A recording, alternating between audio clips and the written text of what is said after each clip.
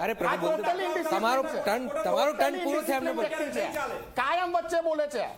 દર બાબતે દરેક ડિબેટમાં વ્યક્તિ વચ્ચે બોલે છે. પ્લીઝ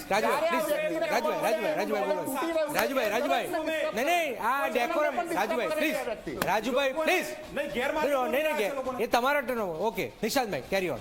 ડિસિપ્લિનમાં રહેતા શીખો ભાઈ, થોડા ડિસિપ્લિનમાં રહેતા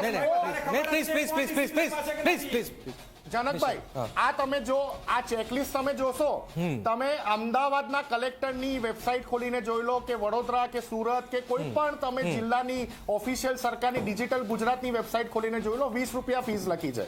આ ભારતીય જનતા પાર્ટીના પ્રવક્તા પહેલા તો એ જવાબ આપે કે 20 રૂપિયામાં ઓફિશિયલી આવકના દાખલા આજ સુધી ગુજરાતમાં કેટલા લાખ કે કેટલા હજાર લોકોને મળ્યા, નહીં આપી શકે.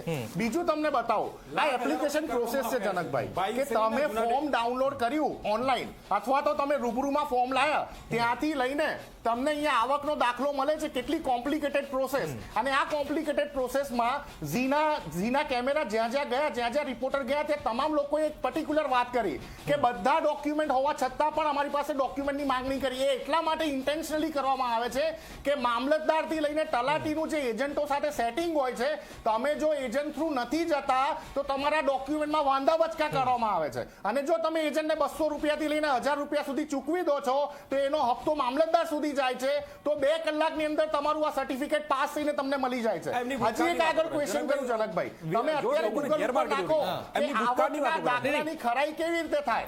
આવકના દાખલાની જનકભાઈ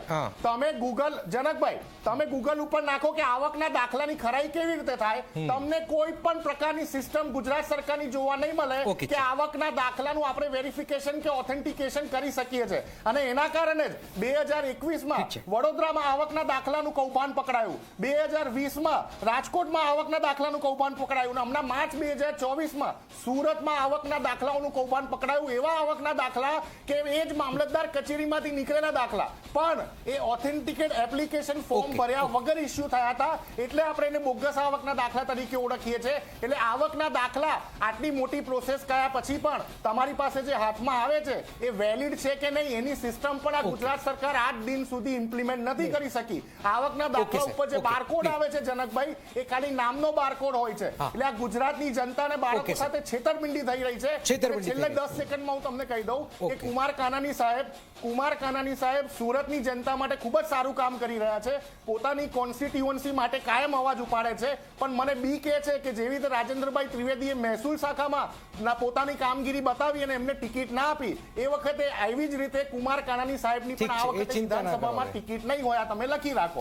ભારતીય જનતા પાર્ટી તમે 10 માનનો એવરેજ એક 10 લાખ વિદ્યાર્થીઓ માની લો તો એમના પરિવારોને એમના